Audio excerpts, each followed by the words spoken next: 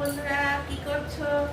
আমি তোমাদের সামনে নিয়ে এসেছি চারাপোনার ঝোল করব।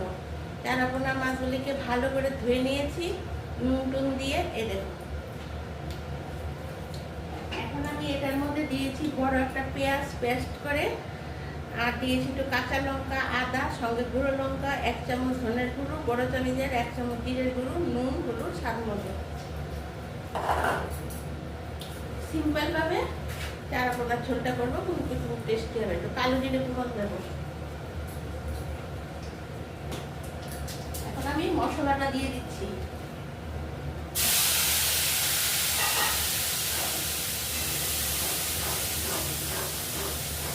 মশলাটা ভালো করে কষানো হোক, আমি একটু ঝোল নিয়ে নিই।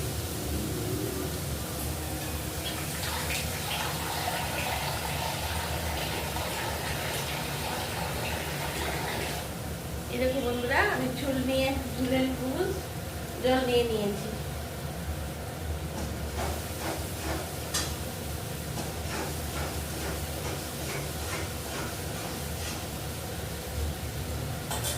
ভালো করে কষানো হয়ে গেলে এখন আমি ঝোলটা দিয়ে মাছটা ছেড়ে দেবো।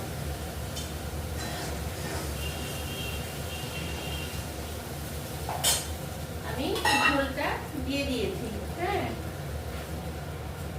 এবার আমি মাছগুলি ছেড়ে দেবো।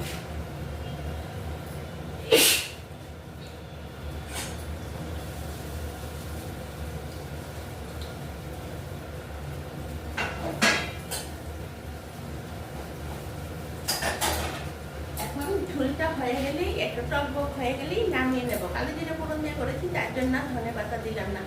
এইরকম মশলা দিয়ে খেয়ে দেখবে, ঝোলটা একদম অসাধারণ হয়। বুঝতে পেরেছো? বড় একটা, এখানে ছটা বড় বড় মাছ আছে। এখানে আমি বড় একটা পেঁয়াজ দিয়েছি, বড় চামচের 1 চামচ জিরে, নুন, ধনের গুঁড়ো, হলুদ, স্বাদ মতো নুন, আর লঙ্কাটা দিয়ে যেরকম ঝাল খাও, জিরে, ধনে, পেঁয়াজ, আদা দিয়েছি। আর কালো জিরে ফোড়ন, জ্যান্ত মাছ তো কালো জিরে ফোড়ন দিয়ে করছি। দেখবে আর একটু পেঁয়াজ দিয়েছি, তার জন্য ভালো লাগবে।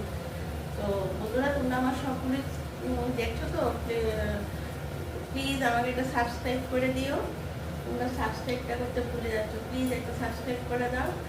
আর কমেন্টও করবে যে আমার প্রোগ্রামগুলো কীরকম লাগছে। দুপুরে আবার লাঞ্চেও আসছি, বিকেলে চায়ের আড্ডায়ও আসছি। চায়ের আড্ডায় কিছু কিছু টিপসও দিচ্ছি, বিউটি টিপস। তো এখন এটা ঝোলটা হয়ে যাচ্ছে, তোমাদেরকে আমি দেখিয়ে দিচ্ছি। এরকম ভাবে ঝোলটা হবে।